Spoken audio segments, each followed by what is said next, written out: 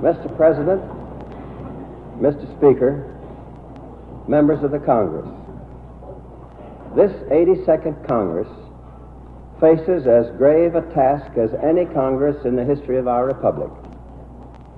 The actions you take will be watched by the whole world.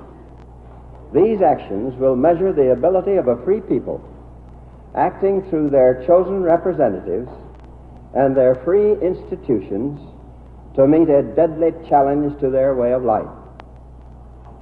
We can meet this challenge foolishly or wisely. We can meet it timidly or bravely, shamefully or honorably. I know that the 82nd Congress will meet this challenge in a way worthy of our great heritage. I know that your debates will be earnest, responsible, constructive, and to the point. I know that from these debates there will come the great decisions needed to carry us forward. At this critical time, I'm glad to say that our country is in a healthy condition. Our democratic institutions are sound and strong. We have more men and women at work than ever before. We are able to produce more than ever before. In fact, far more than any country ever produced in the history of the world. I am confident that we can succeed in the great task that lies before us. We will succeed, but we must all do our part. We must all act together as citizens of this great republic. As we meet here today, American soldiers are fighting a bitter campaign in Korea. We pay tribute to their courage, devotion, and gallantry. Our men are fighting alongside their United Nations allies because they know, as we do, that the aggression in Korea is a part of the attempt of the Russian communist dictatorship to take over the world step by step. Our men are fighting a long way from home, but they are fighting for our lives and our liberties. They are fighting to protect our right to meet here today, our right to govern ourselves as a free nation. The threat of world conquest by Soviet Russia endangers our liberty and endangers the kind of world in which the free spirit of men can survive. This threat is aimed at all peoples who strive to win or defend their own freedom and national independence. Indeed, the state of our nation is, in great part, the state of our friends and allies throughout the world. The gun that points at them points at us also. The threat is a total threat, and the danger is a common danger. All free nations are exposed, and all are in peril. Their only security lies in banding together. No one nation can find protection in a selfish search for a safe haven from the storm. The free nations do not have any aggressive purpose. We want only peace in the world, peace for all countries. No threat to the security of any nation is concealed in our plans and programs. We had hoped that the Soviet Union, with its security assured by the Charter of the United Nations, would be willing to live and let live. But I'm sorry to say that has not been the case. The imperialism of the czars has been replaced by the even more ambitious, more crafty, and more menacing imperialism of the rulers of the Soviet Union. This new imperialism has powerful military forces. It is keeping millions of men under arms. It has large air force and a strong submarine force. It has complete control of the men and equipment of its satellites. It has kept its subject peoples and its economy in a state of perpetual mobilization. The present rulers of the Soviet Union have shown that they are willing to use this power to destroy the free nations and win domination over the whole world. The Soviet imperialists have two ways of going about their destructive work. They use the method of subversion and internal revolution, and they use the method of external aggression. In preparation for either of these methods of attack, they stir up class strife and disorder. They encourage sabotage. They put out poisonous propaganda. They deliberately try to prevent economic improvement. If their efforts are successful, they foment a revolution, as they did in Czechoslovakia and China, and as they tried unsuccessfully to do in Greece. If their methods of subversion are blocked, and if they think they can get away with outright warfare, they resort to external aggression. This is what they did when they loosed the armies of their puppet states against the Republic of Korea. In an evil war by proxy, we of the free world must be ready to meet both of these methods of Soviet action. We must not neglect one or the other. The free world has power and resources to meet these two forms of aggression, resources that are far greater than those of the Soviet dictatorship. We have skilled and vigorous peoples, great industrial strength, and abundant sources of raw materials. And above all, we cherish liberty. Our common ideals are a great part of our strength. These ideals are the driving force of human progress. The free nations believe in the dignity and the worth of man. We believe in independence for all nations. We believe that free and independent nations can band together into a world order based on law. We have laid the cornerstone of such a peaceful world in the United Nations. We believe that such a world order can and should spread the benefits of modern science and industry, better health and education, more food and rising standards of living throughout the world. These ideals give our cause a power and vitality that Russian communism can never command. The free nations, however, are bound together by more than ideals. They are a real community, bound together also by the ties of self-interest and self-preservation. If they should fall apart, the results would be fatal to human freedom. Our own national security is deeply involved with that of the other free nations. While they need our support, we equally need theirs. Our national safety would be gravely prejudiced if the Soviet Union were to succeed in harnessing to its war machine the resources and the manpower of the free nations on the borders of its empire. If Western Europe were to fall to Soviet Russia, it would double the Soviet supply of coal and triple the Soviet supply of steel. If the free countries of Asia and Africa should fall into Soviet Russia, we would lose the sources of many of our most vital raw materials, including uranium, which is the basis of our atomic power.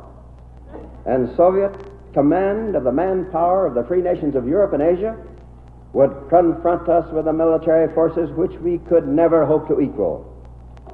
In such a situation, the Soviet Union could impose its demands on the world without resort to conflict, simply through the preponderance of its economic and military power. The Soviet Union does not have to attack the United States to secure domination of the world. It can achieve its ends by isolating us and swallowing up all our allies.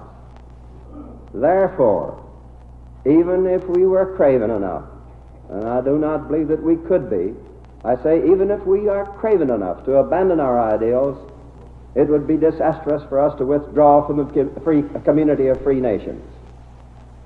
We are the most powerful single member of this community, and we have a special responsibility. We must take the leadership in meeting the challenge to freedom and in helping to protect the rights of independent nations. This country has a practical, realistic program of action for meeting this challenge. First, we shall have to extend economic assistance where it can be effective. The best way to stop subversion by the Kremlin is to strike at the roots of social injustice and economic disorder. People who have jobs, homes, and hopes for the future will defend themselves against the underground agents of the Kremlin. Our programs of economic aid have done much to turn back communism. In Europe, the Marshall Plan has had an electrifying result. As European recovery progressed, the strikes led by the Kremlin's agents in Italy and France failed. All over Western Europe, the Communist Party took worse and worse beatings at the polls. The countries which have received Marshall Plan aid have been able, through hard work, to expand their productive strength, in many cases to levels higher than ever before in their history. Without this strength, they would be completely incapable of defending themselves today. They are now ready to use this strength in helping to build a strong combined defense against aggression.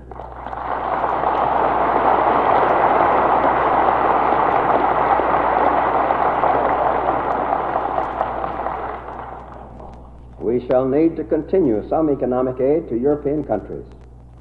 This aid should now be specifically related to the building of their defenses. In other parts of the world, our economic assistance will need to be more broadly directed toward economic development. In the Near East, in Africa, in Asia, we must do what we can to help people who are striving to advance from misery, poverty, and hunger. We must also continue to help the economic growth of our good neighbors in this hemisphere. These actions will bring greater strength for the free world. They will give many people a real stake in the future and reason to defend their freedom. They will mean increased production of goods they need and materials we need. Second, we shall need to continue our military assistance to countries which want to defend themselves.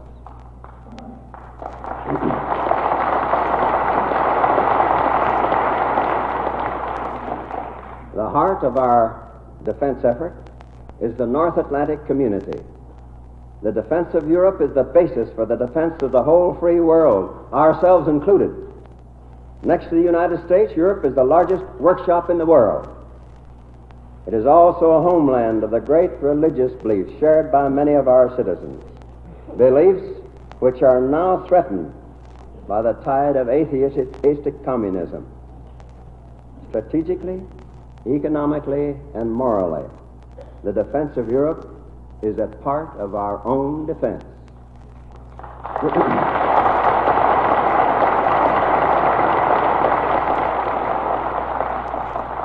That is why we have joined with the countries of Europe in the North Atlantic Treaty, pledging ourselves to work with them.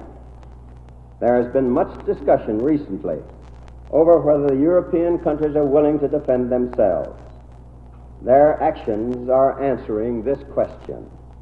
Our North Atlantic Treaty partners have strict systems of universal military training. Several have recently increased the term of service. All have taken measures to improve the quality of training.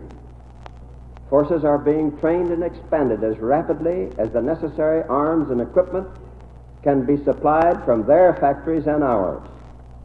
Our North Atlantic Treaty partners together are building armies bigger than our own.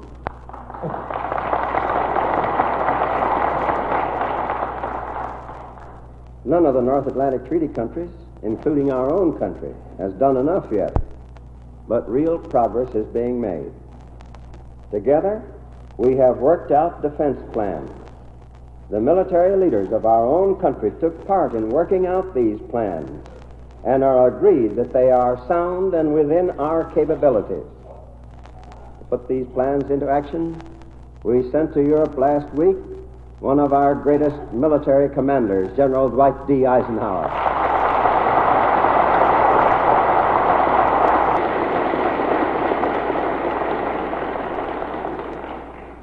General Eisenhower went to Europe to assume command of the united forces of the North Atlantic Treaty countries, including our own forces in Germany. The people of Europe have confidence in General Eisenhower. They know his ability to put together a fighting force of allies. His mission is vital to our security. we should all stand behind him and give him every bit of help we can.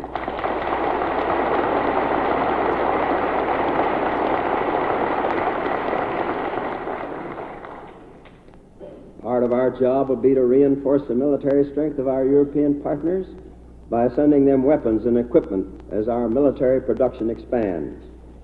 Our program of military assistance extends to the nations of the Near East and the Far East who are trying to defend their freedom. Soviet communism is trying to make these nations into colonies and to use their people as cannon fodder in new wars of conquest.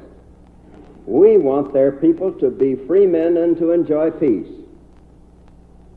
Our country's always stood for freedom. For the peoples of Asia, long, long ago they stood for freedom of the peoples of Asia. Our history shows this. We've demonstrated it in the Philippines. We've demonstrated it in our relations with Indonesia, India, and with China. We hope to join in restoring the people of Japan to membership in the community of free nations. It is in the Far East that we have taken up arms under the United Nations to preserve the principle of independence for free nations. We are fighting to keep the forces of communist aggression from making a slave state out of Korea. Korea has tremendous significance for the world.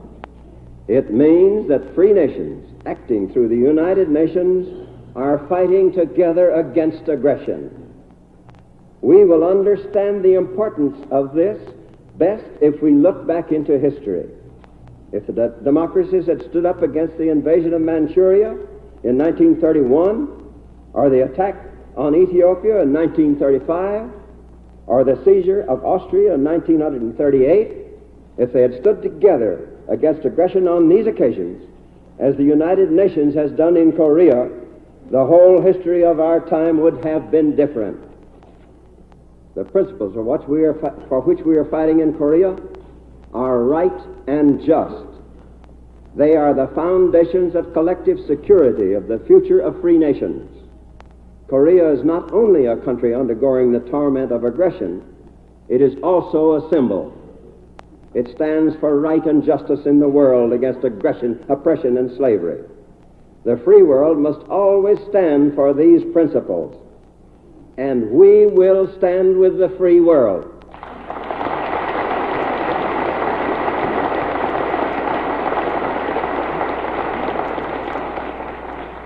As a third part of our program, we will continue to work for peaceful settlements in international disputes.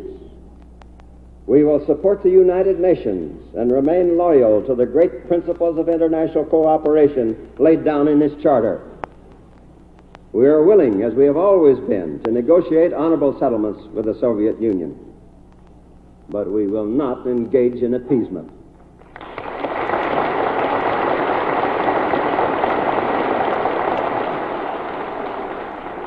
The Soviet rulers have made it clear that we must have strength as well as right on our side. If we build our strength, and we are building it, the Soviet rulers may face the facts and lay aside their plans to take over the world. That is what we hope will happen, and that is what we're trying to bring about. That is the only realistic road to peace.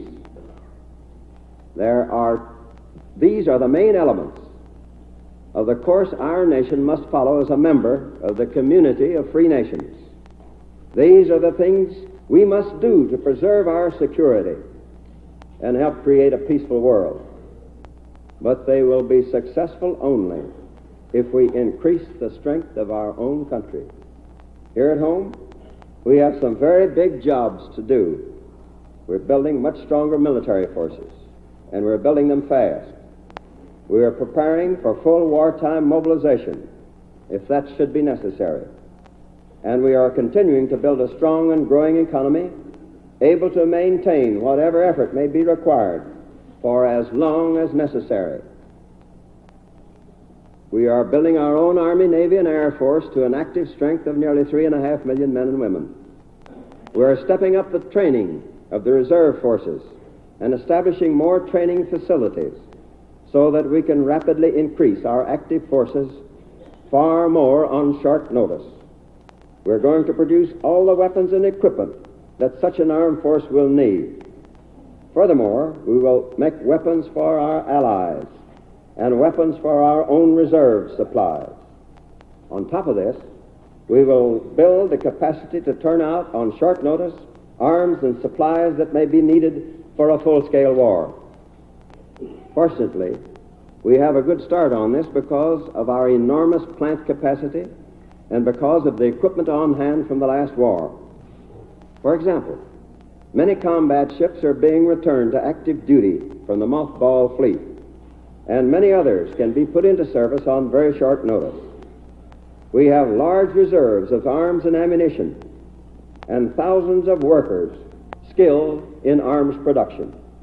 In many cases, however, our stocks of weapons are low. In other cases, those on hand are not the most modern. We've made remarkable technical advances. We have developed new types of jet planes and powerful new tanks. We are concentrating on producing the newest types of weapons and producing them as fast as we can. This production drive is more selective than the one we had during World War II, but it is just as urgent and intense. It is a big program, and it is a costly one. Let me give you two concrete examples. Our present program calls for expanding the aircraft industry so that it will have the capacity to produce 50,000 modern military planes a year. We are preparing the capacity to produce 35,000 tanks a year. We're not now ordering that many planes or that many tanks, and we hope that we will never have to, but we mean to be able to turn them out if we need them.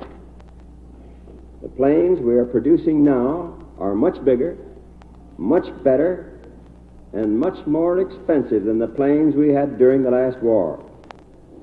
We used to think that the B-17 was a huge plane, and the blockbuster it carried a huge load. But the B-36 can carry 5 of these blockbusters in its belly, and it can carry them 5 times as far. Of course, the B-36 is much more complicated to build than the B-17, and far more expensive.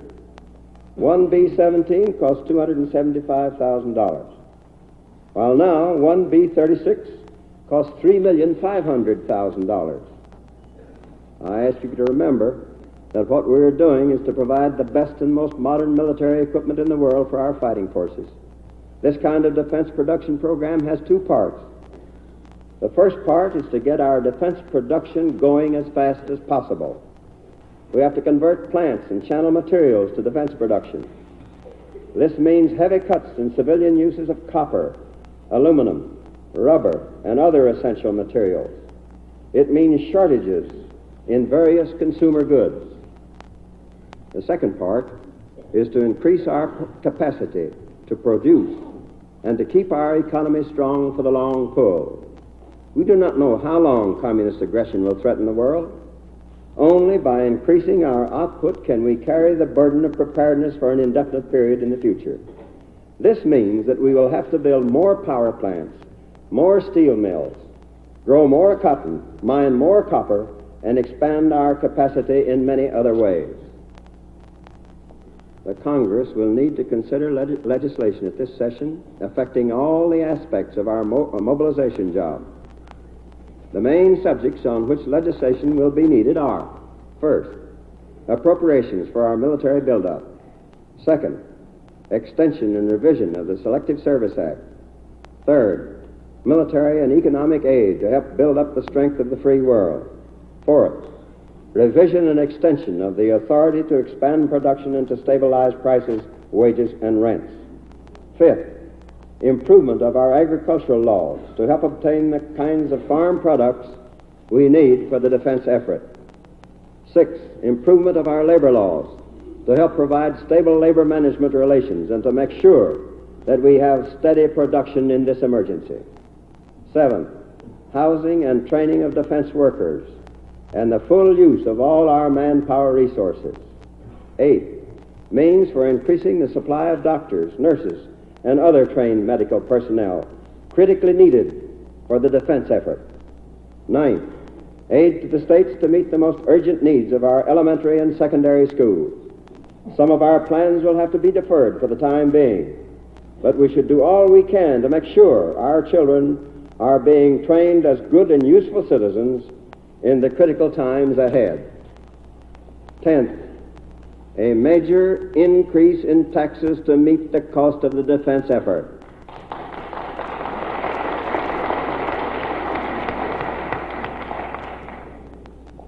The economic report and the budget message will discuss these subjects further. In addition, I shall send to the Congress special messages containing detailed recommendations on legislation needed at this session. In the months ahead, the government must give priority to activities that are urgent, like military procurement, atomic energy, and power development. It must practice rigid economy in its non-defense activities.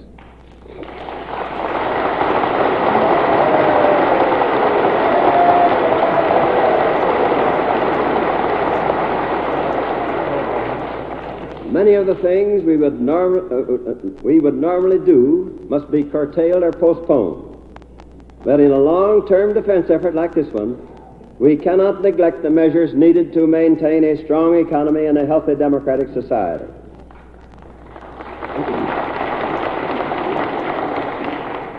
The Congress, therefore, should give continued attention to the measures which our country will need for the long pull, and it should act upon such legislation as promptly as circumstances permit. To take just one example, we need to continue and complete the work of rounding out our system of social insurance. We still need to improve our protection against unemployment and old age. We still need to provide insurance against the loss of earnings through sickness and against the high costs of modern medical care. And above all, we must remember that the fundamentals of our strength rest upon the freedoms of our people.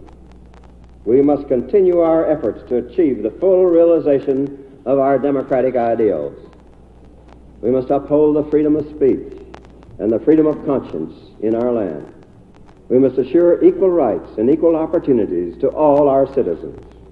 As we go forward this year in the defense of freedom, let us keep clearly before us the nature of our present effort. We are building up our strength in concert with other free nations to meet the danger of aggression that has been turned loose on the world. The strength of the free nations is the world's best hope of peace. I ask the Congress for unity in these crucial days. Make no mistake about my meaning. I do not ask or expect unanimity. I do not ask for men to debate. Only by debate can we arrive at decisions which are wise and which reflect the desires of the American people. We do not have a dictatorship in this country, and we never will have one in this country.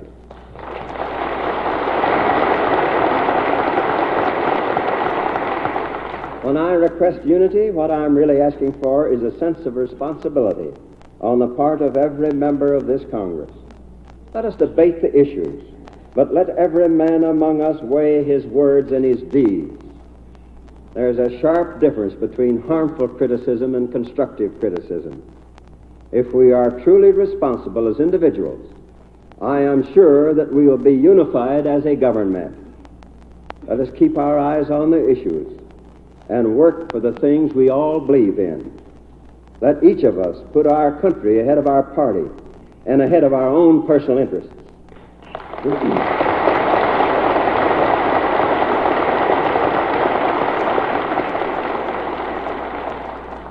I had the honor to be a member of the Senate during World War II, and I know from experience that unity of purpose and of effort is possible in the Congress without any lessening of the vitality of our two-party system.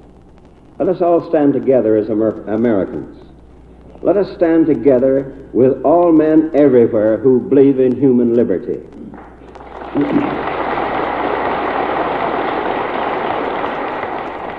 Peace is precious to us. It is the way of life we strive for with all the strength and wisdom we possess. But more precious than peace are freedom and justice.